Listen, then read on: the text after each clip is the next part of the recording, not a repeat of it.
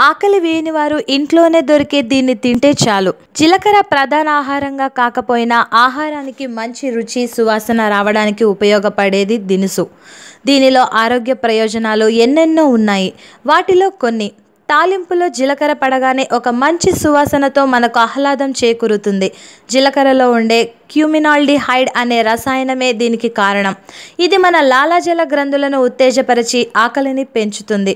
జీలకర్రలో ఉండే థైమాల్ అనే మరో రసాయనం జీర్ణ ప్రక్రియకు అవసరమైన బైల్, ఇతర జఠర రసాలు ఊరేలా చేస్తుంది.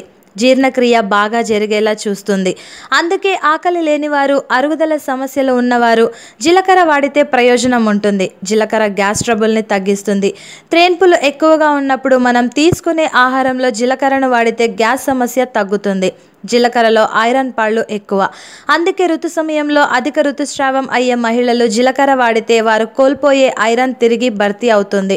అలాగే ఎదిగే పిల్లలకు ఐరన్ ఎక్కువగా అవసరం కాబట్టి వారు వాడటం కూడా చాలా అవసరం.